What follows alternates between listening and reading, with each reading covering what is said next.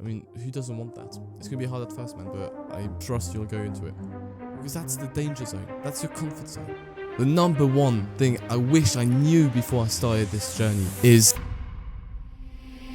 What's up, guys? Welcome back to the Adonis Talk, your go-to self-improvement and entrepreneurial podcast, hosted by me, Jared. Today, we're diving into my background, how I got into the whole space of self-improvement and entrepreneurship, the errors I made back then, and ultimately what I wished I knew before.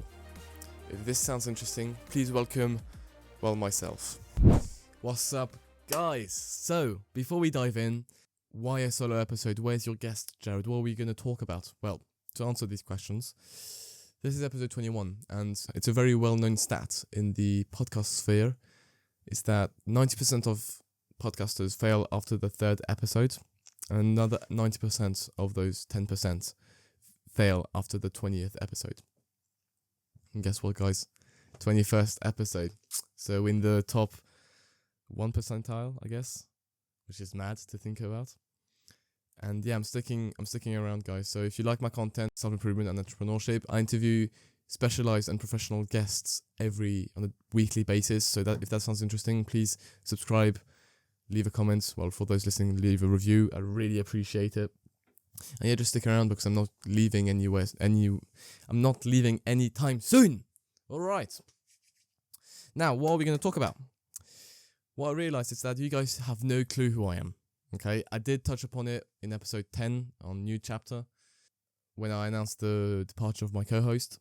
But even then, I just basically said where I'm born and what's my name and what I'm studying, which isn't really much information, right?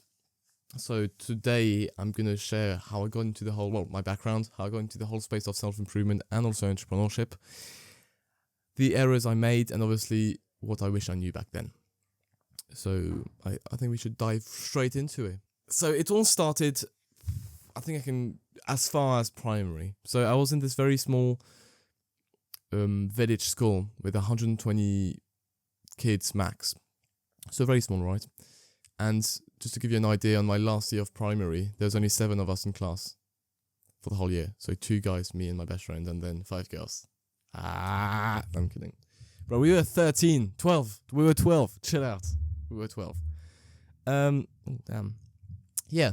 So obviously, with that little number of kids, you can stand out pretty easily, right? And I was a very extroverted kid. I'm not bad looking. I was the fastest, I was the tallest, I was the oldest. So it was pretty easy for me, to get friends and to be somewhat popular. It feels good. You can't say it doesn't feel good, right? It's sort of status. And you're being appreciated. Obviously, I wasn't friends with everyone because I think that's Mike Tyson.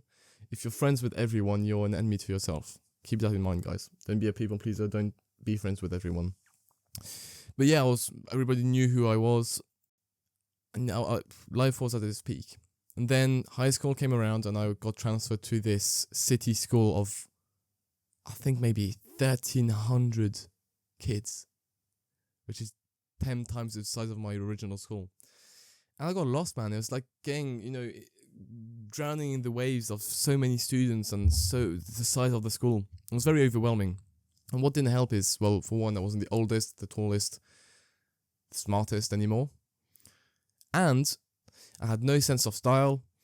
I had a crappy haircut. And I had this brace on my palate that would widen my jaw and would leave a gap between my front teeth here. And I had rectangular glasses for the first time.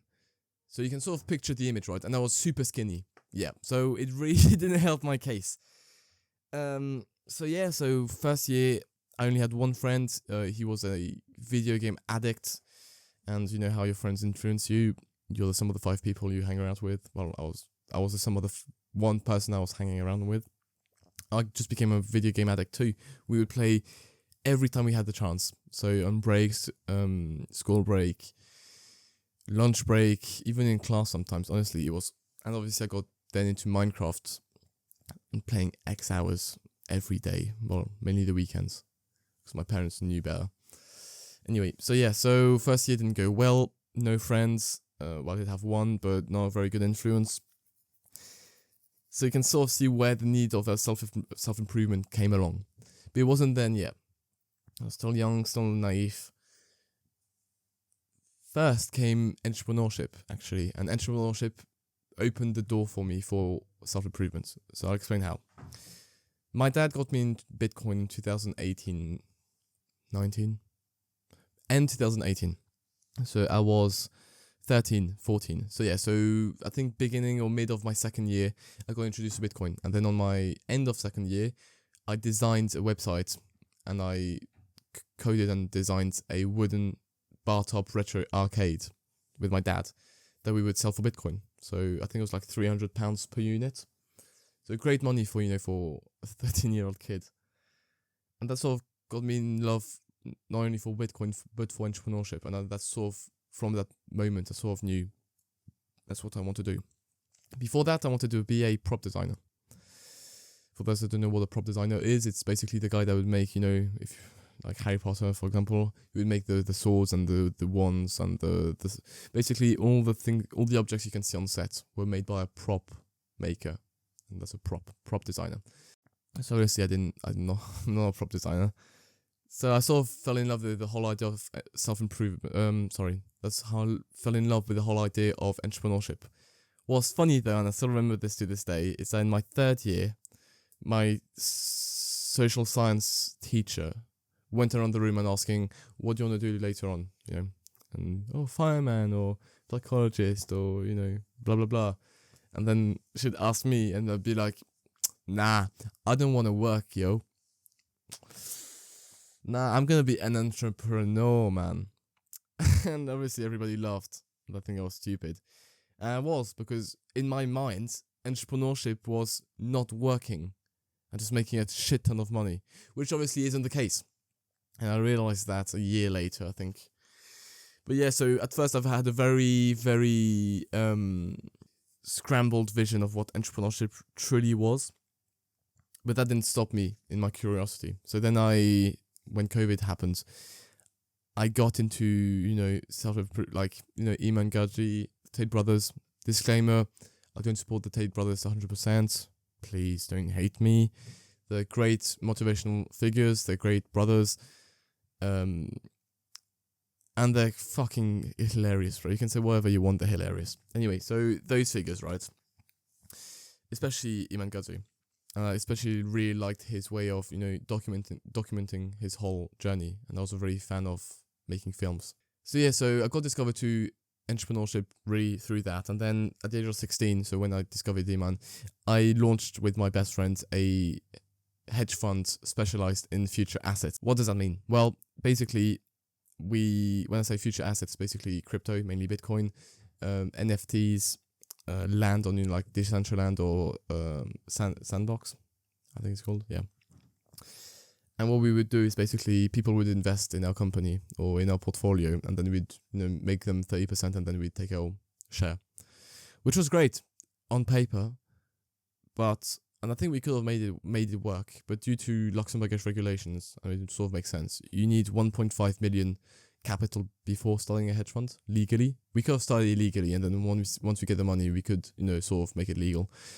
It was just too much trouble. It took us a year and a half to build, and it sort of went down. But I did learn a lot of stuff. I learned how to make contracts. I learned Excel. I learned how to build a website.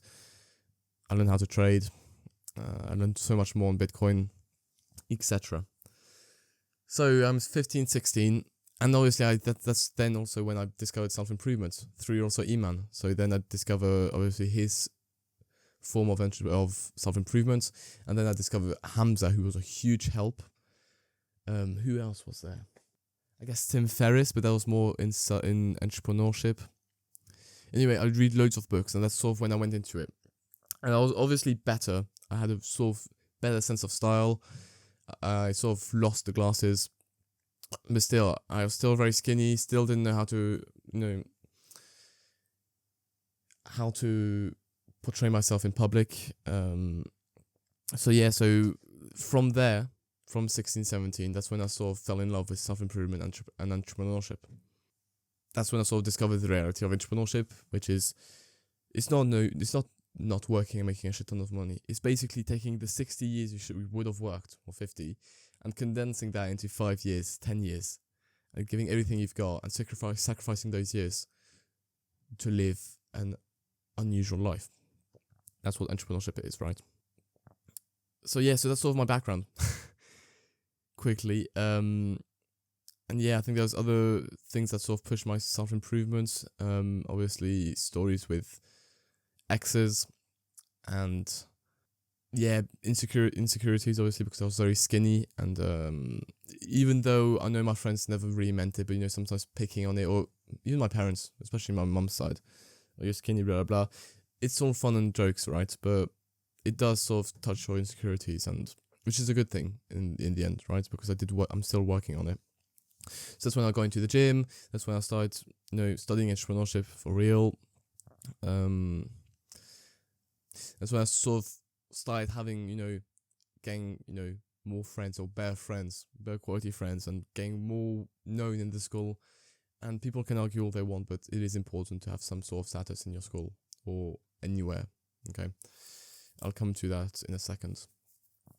So yeah, so that's sort of how I went into it. It's mainly post-COVID that everything sort of came crumbling down, and that's when I was like, okay, I've got to work. But yeah, through screen addictions, gaming addictions, some more also porn addictions, and my misconception of entrepreneurship sort of destroyed my view of what entrepreneurship was. It was sort of hard to go back into it, but once I realized the power of it, I'm in it for the game, So yeah, so that's my background. Just I was a very skinny guy, no sense of style, shitty glasses, brace, just very insecure, and I just wanted to change that overall, right? And it's that condensed 3 years of insecurities that sort of made me make the jump into self-improvement and entrepreneurship. Now, the errors and obviously what I wished I knew before, okay? I think the biggest one is not going to the gym earlier, okay? And now that's something you hear all the time. Oh, go to the gym. I mean, they're right, okay? I would encourage anyone to go to the gym as early as 16, okay? Why? People would say it's not optimal, you won't make as much muscle progress than if you're starting at 17, 18. Yeah, but I think if you start earlier, the micro progress you're making until you're 18, you're going to have a better advantage and a better head start than most of the guys that start at 17, 18. So start at 16, it doesn't cost you anything. I think from 16, you're allowed to go with other parents, so go for it. Even if it's just twice a week, get a good diet, and just go to the gym, man. Because I started at late 17, beginning of 18. I say late 17, but 18 because that's the period when I broke my ankle and then I had to stop, and then I had my exams and I was already failing, so I couldn't really go to the gym and prioritize it. So go to the gym, man. Honestly, it doesn't cost. It does cost the membership, but I think it's a great first step into the self-improvement world.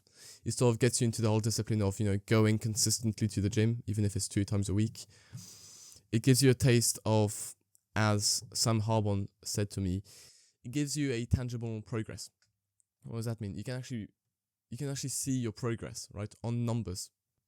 So it really helps. Then, sometimes entrepreneurship is a bit hard to know if you're going anywhere or if you're making progress, because it's really hard to find the numbers. But the gym, if you see on your bench press, you've gone 10 more kilos than the 2 other months prior, you're progressing. Same for your weight. I mean, if you're shedding your weight, same. If you see you're losing weight, that's, stats that you can actually put to your advantage and see it as, you can sort of see it as a game. Oh, I lost 10 kilos, blah, blah, blah, and sort of make it your whole obsession. And then, yeah, man. And people would say the gym isn't good, it's not good to obsess over it. I mean, just name me any disadvantage of the gym. There aren't any, okay? As long as you continue nourishing your knowledge and keep going to school, etc., and don't sacrifice your school years, because I know there's a lot of gym rats that just sacrifice their homework and their exams just to go to the gym. Don't do that, and go with a healthy mindset, and go for a health mindset more than a body mindset, even though you're also going for a better body, which gives you better self-confidence for whatever you want to pursue it with. Either it's social image, if it's with girls, whatever your drive is, just go to the gym, because there's no there's no bad benefit. I mean, there's no downside to the gym. There aren't. You're gonna get bigger. You're gonna look better. You're gonna be healthier. You're gonna be more disciplined. I mean, who doesn't want that? It's gonna be hard at first, man, but I trust you'll go into it. Another one is not having a sense of style. Now, for some, it's maybe obvious. Like, obviously, you've got, dress well.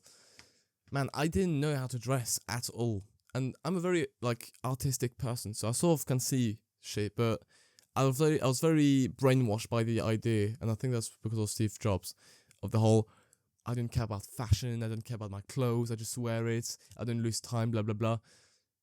It's stupid, honestly. When you're from, 6 to 12, obviously, you don't really care.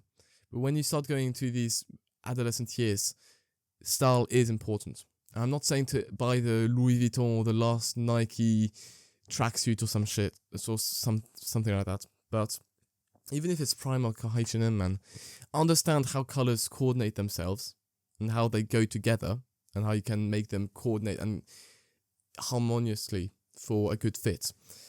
And obviously wear clothes that fit you, wear good quality shoes. And yeah, man, just don't wear stained, because honestly, I'd wear crappy hiking shoes with some oversized or skinny jeans and this, I don't know, very weird combinations of colors and textures, and it's just weird. If you want guides on that, I'm not a fashion guide. There's loads on YouTube. Just type bare fashion or something like that. But yeah, and people might say, yeah, but you need a budget. No, man, just go. Even Primark, who cares, man? It's not about the price, okay?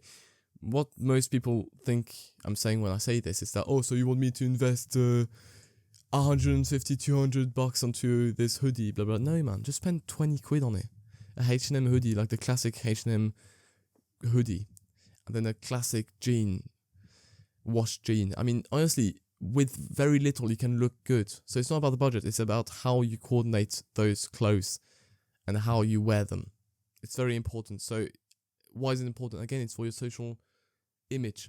It's for your confidence. I mean, everyone can, agree with me, is that when you wear a fire outfit outdoors, you just feel confident. And then when you wear crappy outfits where maybe something's too small or stained or you don't really like it, you don't have this confidence boost anymore. So why sacrifice that confidence boost when you can go along with it and dress well? Again, it doesn't require a budget. There's loads of videos on YouTube, even podcasts that talk about it, so just go there.